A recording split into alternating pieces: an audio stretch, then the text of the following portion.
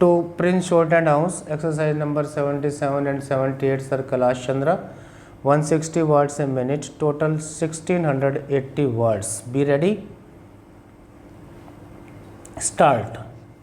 Mr. Vice Chairman, sir, the compulsory deposit scheme which was introduced in 1974 was partially withdrawn in 2007 for the lower income group, and it has continued for income groups having an income of rupees 15 lakh and above per year. Sir, the objective of the bill is laudable as being anti-inflationary and to save what is called conspicuous consumption. But is the government really serious about the whole matter? Sir, it has been reported in the press that the government wants to impound 50% of the dearness allowance due to the central government employees. Why has this dearness allowance become due? It became due from the month of March and May this year because the average 12 monthly index crossed 400 and 408 respectively. Not only that, last month a third installment has become due because the industrial consumer price index has gone up to 453. All this is because the government's policy about controlling the prices has been a complete failure. Without controlling the price line, the government will not be able to achieve anything. It will help neither the country nor the poorer sections of the people. I think this government has not decided what should be its price policy. The price policy has to be integrated with the policy relating to incomes and wages, and unless this policy is settled by the government, it is no use having only the compulsory deposit scheme against those who are regular monthly salaried workers or those of higher income groups. But even though they may be of higher income groups, with the high escalation of cost and the index going up so steeply, their purchasing power is already eroded. Therefore, I would like to know from the government what step it is going to take for the establishment of cost of living, which has to be the main objective of any economic policy. Sir, establishment of cost of living has been giving a go by. Nothing has been done to control the prices. On the other hand, black market and a parallel economy are flourishing. Prices of ordinary vegetables like the cauliflower are rupees 25 per kilo, and tomatoes are selling at rupees 28 per kilo. Everything has become so costly. Still, the government wants to attack those people who are only wage earners and those incomes are fixed. There is a fear that with the financial accounting year coming to a close, the bonus question will come up, and this government, which has no other policy except to fleecing the workers and its employees, will come forward with a sort of an ordinary or a bill by which they will deprive the workers of their bonus, or they may ask them to deposit it with the government. As I said earlier, this government must decide about its policy. The government must come out with the decision to have a national pay policy for all the government servants, including those of the state governments, and therefore it is very essential that a national pay commission should be appointed to decide the policy so that the working classes and employees can cooperate in the economic development of the country. I find that the government is not taking any steps to prevent black marketing or to run the public distribution system effectively. Hardly 4 lakh public distribution shops have been opened. As against the total population and the working class population, it is a very meager number. Therefore, the worst affected persons due to the rising prices are the poor people, the toiling masses, and the entire working class. Therefore, sir, my submission is that instead of continuing such schemes and having only piecemeal legislation, will the government decide a price policy for establishment of the cost of living, which is very essential to have more economic development and prosperity. If they really want the employees to be partners in industry, the government must accept in principle that the fruits of prosperity must be shared by the working class, and therefore the time has come when participation of labor in management has got great importance. Otherwise, we are caught in such a vicious circle that no progress can be made.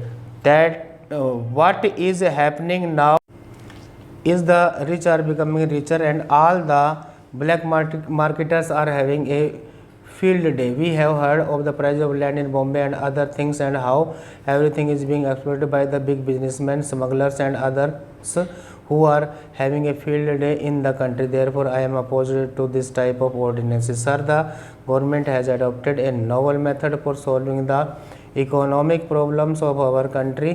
When the budget was presented, they did not spell out the terms. In fact, a bill with the necessary fiscal measures should have been thought of when the budget was presented, but in the budget session nothing was done. Recently, the prices of petrol and other petroleum products were increased without any indication in the budget. Next para. Madam Vice Chairman, yesterday the Honorable Minister made a very strong case for his resolution. He stressed the necessity for an integrated approach to these problems. He appealed in the name of national integration to accept this proposal. He also stressed the necessity of having emotional integration to accept this proposal.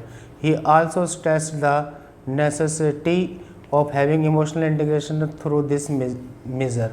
Well, I am not against having an integrated approach as far as both education and agriculture are concerned, but my fear is whether this step in the present context will at all help the integrated approach which he wants and the national integration which he is aspiring for. Now I will concentrate more on the education service. I was thinking about this problem after I heard the Honorable Minister yesterday with my state in my mind. Our state is considered to be one of those which are so far ahead in education, but unfortunately the situation there is not very happy. Coming to college education, in our state there are a large number of private colleges, there are a number of government colleges, and there are a few colleges directly under the university. Now those college teachers who are directly under the university are considered to be the blessed few, because they have a higher salary, fewer hours of work, and sometimes the number of students whom they have to teach happens to be very limited, whereas teachers with the same qualification employed in government colleges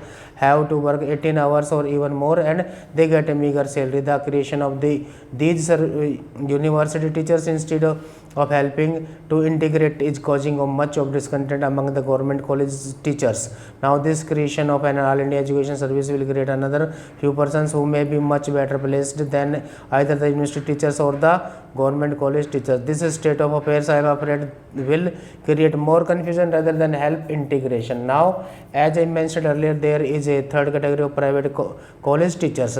Their condition is not very much better than that of high school teachers. In some cases, their condition is worse.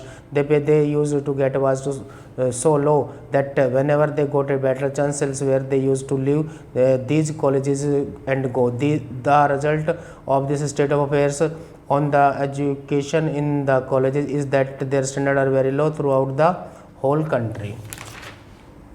So when I think of the integration of education in my state, leaving aside the other parts of India, I feel much more than introducing this all India service. Some other things have to be done in our state to remove this anomaly, and I feel that as far as college education is concerned, whether it be in the private sector or in the public sector, wherever it is, the government have to take the responsibility for college education. The pay and other things have to be almost similar as far as these private college, government college and the university colleges are concerned. Unless that is done, you will not be able to integrate the education system inside our state itself. In the final analysis, the result of the present state of affairs falls on the standard of students. At one time, the colleges in the south, especially in Tamil Nadu and Kerala, boasted themselves of having a higher standard compared to the college elsewhere.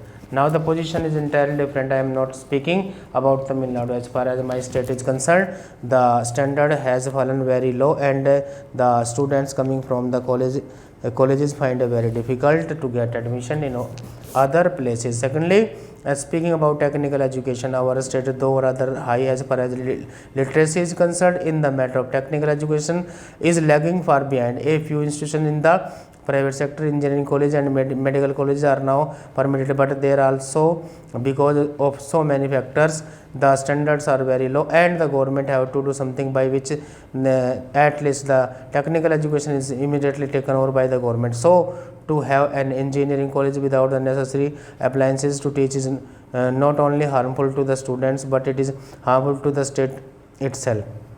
So also regarding the medical colleges, these are the things on which I would like to the government to pay primary attention, and then we can think of the all India services, etc. There is another anomaly: the students passing from our high school cannot get admission in the colleges outside our states because the entire system is different. Last year, There was a lot of difficulty. Nearly 2,000 students expected admission in the Mysore University. Finally, when they found that it was difficult because of the difference in the syllabus and all that. So some uniformity has to be brought in. That can be done only by making education a concurrent subject. The government should take necessary steps to see that you have a uniform system of education. Stop.